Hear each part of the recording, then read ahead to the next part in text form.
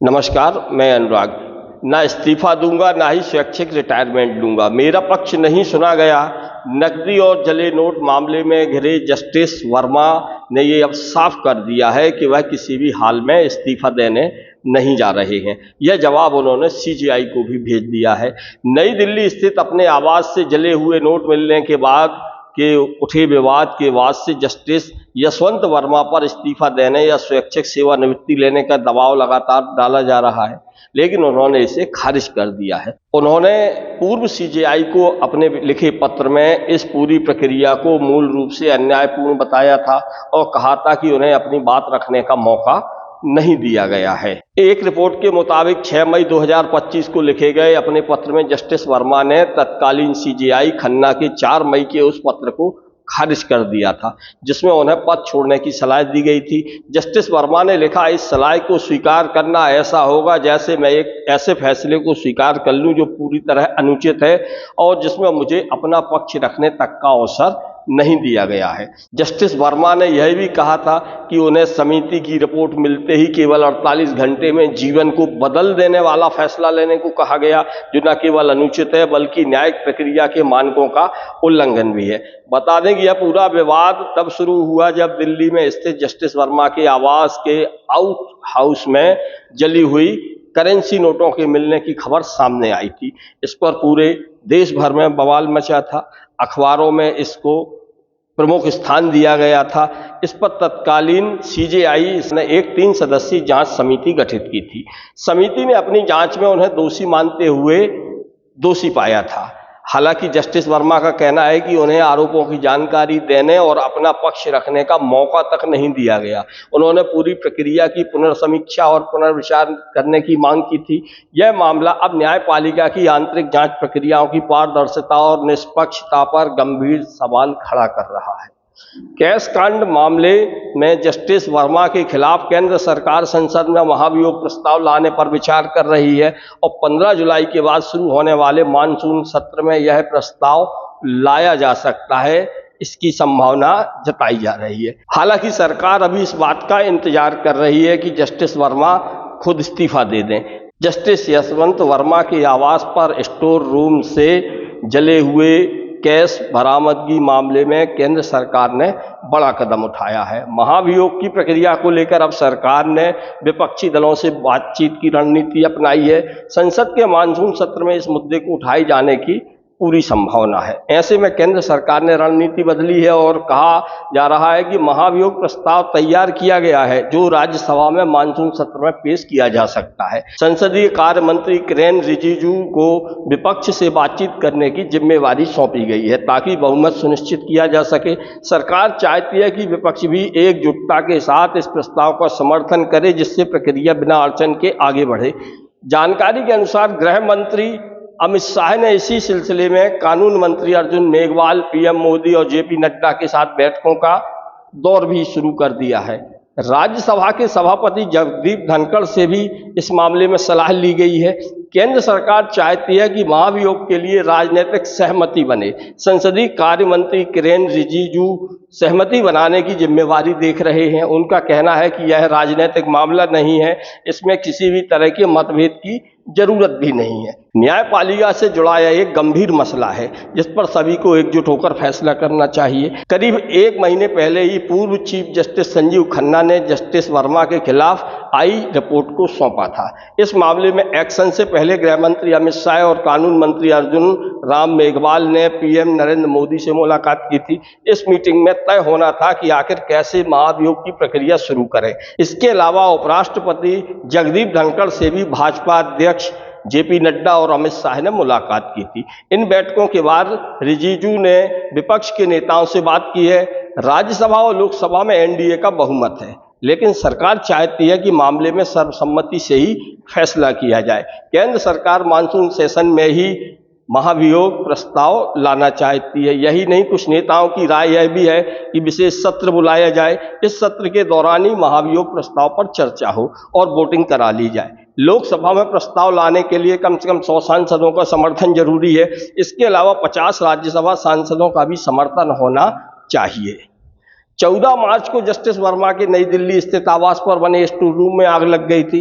इस आग में कथित रूप से नोटों की गड्डियां जलने और कुछ अधजली गड्डियां प्राप्त होने की बात सामने आई थी। बताया गया था कि आग बुझाने के दौरान स्टोर रूम से भारी मात्रा में जला हुआ कैश बरामद हुआ था। सुप्रीम कोर्ट ने इस गंभीर मामले को संज्ञान में लेते हुए राष्ट्रपति को पत्र भेजकर महाभियोग की सिफारिश की थी।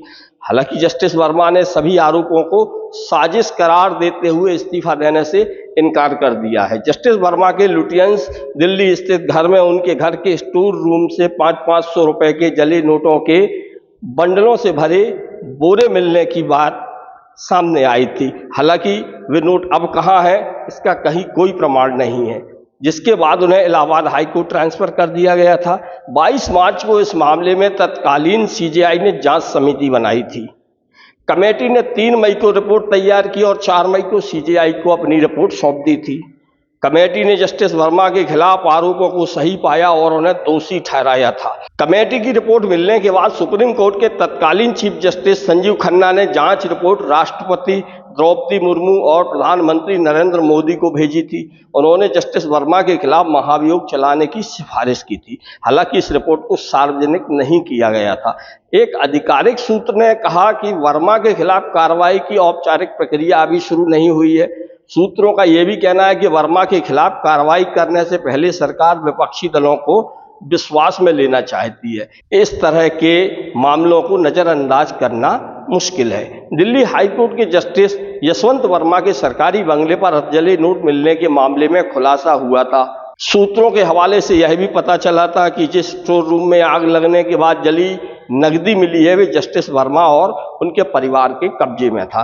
जांच समिति ने बंगले के इलेक्ट्रॉनिक साक्ष्यों, गवाहों और जांच के आधार पर निष्कर्ष निकाला है। जांच समिति ने मामले में 50 से ज्यादा लोगों के बयान भी दर्ज किए थे। इसमें दिल्ली पुलिस कमिश्नर संजय अरोड़ा और फायर सर्विस के प्रमुख भी थे। वे दोनों अधिकारी आग लगने के बाद सबसे पहले मौके पर पहुंचने वालों में शामिल थे। रिपोर्ट में बताया गया है कि 14 मार्च 2025 की रात करीब 11:35 पर आग लगने के बाद स्टोर रूम से कथित रूप से नकदी हटाई भी गई थी। अधजले नोट मिलने की खबर आने के बाद तब के सीजेआई संजीव खन्ना ने मामले की जांच के लिए 22 मार्च को पैनल बनाया था। पैनल ने 4 मई को सीजेआई को अपनी रिपोर्ट सौंपी। इसमें जस्टिस वर्मा को दोषी ठहराया गया था। वहीं अब इस मामले में उपराष्ट्रपति जगदीप धनखड़ ने सवाल उठाया कि जस्टिस यशवंत वर्मा के घर में जले हुए नोटों का बोरा कथित तौर पर मिलने के बाद भी इस मामले में कोई एफआईआर दर्ज नहीं कराई गई है। आखिर इसमें देरी क्यों हो रही है? इस तरह के सवाल उपराष्ट्रपति धनखड़ ने उठाते हुए कहा था कि यह मामला ठंडे बस्ते में चला गया है। उन्होंने कहा कि लोगों को इंतजार था कि इस मामले में सच सामने आएगा, लेकिन अब तक कोई एफआईआर तक दर्ज नहीं की जा सकी है। उन्होंने कहा कि क्या इस तरह के मामले न्यायिक व्यवस्था को प्रदूषित नहीं करते हैं? हमें कम से कम इसका पता तो लगाना चाहिए। एक पुस्तक विमोचन के कार्यक्रम के दौरान उपराष्ट्रपति धनखड़ ने कहा 2 महीने से ज्यादा बीत चुके हैं, इस मामले में तेजी से जांच होनी चाहिए, लेकिन अब तक एफआईआर ही दर्ज नहीं की जा सकी है। उन्होंने कहा सुप्रीम कोर्ट के उस फैसले पर पुनर्विचार करने का समय आ गया है जिसमें कहा गया था कि शीर्ष अदालत और उच्च न्यायालय के न्यायाधीशों के खिलाफ मुकदमा चलाने के लिए पूर्व मंजूरी की आवश्यकता होगी। धनखड़ ने मामले की जांच कर रही 3 न्यायाधीशों की आंतरिक समिति द्वारा गवाहों से इलेक्ट्रॉनिक उपकरण जब्त करने के कदम को भी गंभीर मुद्दा बताया।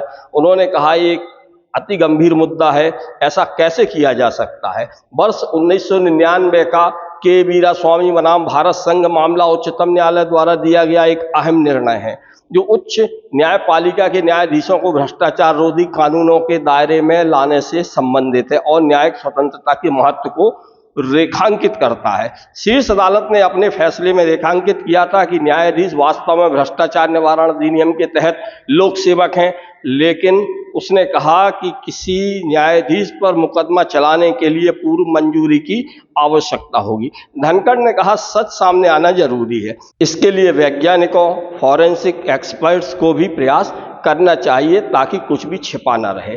इसी को लेकर उपराष्ट्रपति ने कहा कि हम जमीनी हकीकत से भाग नहीं सकते। किताबों में कुछ भी कहा जाए, लेकिन सच यही है कि लुटियंस दिल्ली में जज के घर पर जले हुए नोट मिले और अब तक कोई एफआईआर भी दर्ज नहीं हुई है।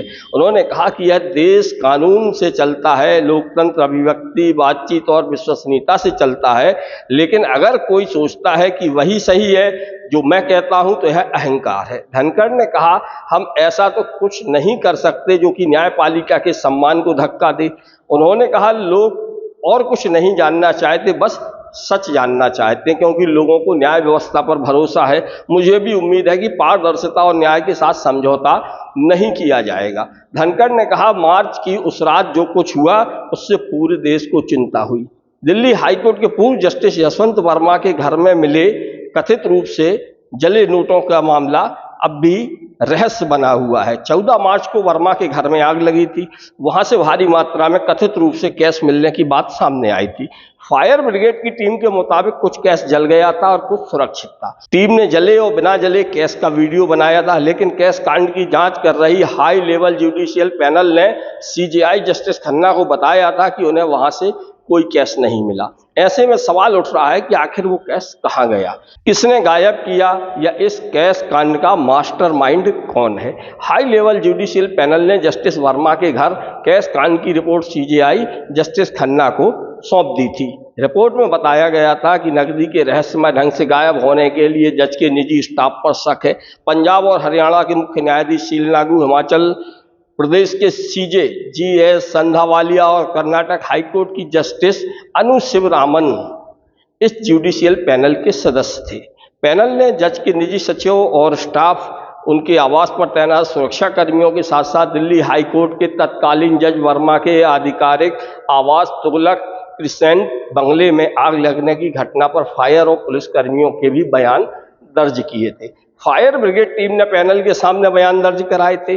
टीम के सभी सदस्यों ने कहा कि उन्होंने जज के घर के स्टोर रूम में लगी आग की लपटों से बची नकदी और जली हुई नकदी की बोरियों का वीडियो बनाया था। इसके बाद वे बिना नकदी जब्त किए ही घटना स्थल से चले गए थे।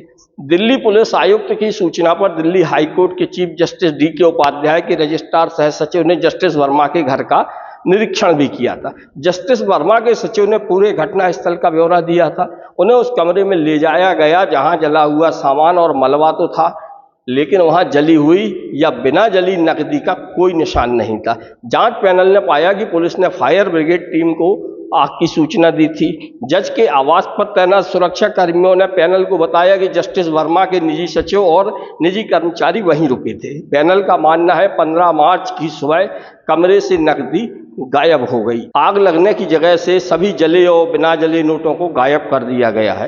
पैनल ने सीजेआई को बताया था कि गवाहों को बुलाने और उनके बयान दर्ज करने के लिए औपचारिक जांच जरूरी है। दिल्ली हाईकोर्ट जांच पैनल के प्रथम दृष्टया निष्कर्षों के आधार पर न्यायाधीश के निजी सचिव के खिलाफ कोई अनुशासनात्मक कार्रवाई शुरू करता है या नहीं, यह अब तक तय नहीं हो पाया है। तत्कालीन सीजेआई खन्ना ने जस्टिस वर्मा को जांच रिपोर्ट भेजकर उनसे जवाब मांगा था। साथ ही सुझाव दिया था कि उन्हें न्यायाधीश पद छोड़ देना चाहिए। जस्टिस वर्मा ने पद छोड़ने से इनकार कर दिया था, जिसके बाद सीजेआई ने मजबूर होकर राष्ट्रपति और प्रधानमंत्री को जस्टिस के जवाब के साथ जांच रिपोर्ट भेजने के आदेश दिए थे। अब इस मामले में आगे क्या प्रक्रिया होगी, थोड़ा यह भी जान लेते हैं। संसद के दोनों सदनों में बहुमत से प्रस्ताव पारित किया जाना जरूरी होगा। यदि प्रस्ताव पारित होता है तो राष्ट्रपति द्वारा जस्टिस वर्मा को पद से हटाया जा सकता है। संसद के अध्यक्ष यानी स्पीकर एक और जांच कमेटी बनाने से बच सकते हैं, यानी पहले की जांच रिपोर्ट को ही आधार बनाया जा सकता है। अब जब जस्टिस वर्मा ने साफ कर दिया है कि वे किसी भी सूरत में इस्तीफा देने वाले नहीं हैं, अब सरकार के सामने एक ही रास्ता बचा है कि वह जल्द से जल्द महाभियोग लाकर संसद में इस मामले में स्थिति को साफ करे कि जज को हटाने के लिए संसद एकमत है या नहीं। नमस्कार, मैं अनुराग।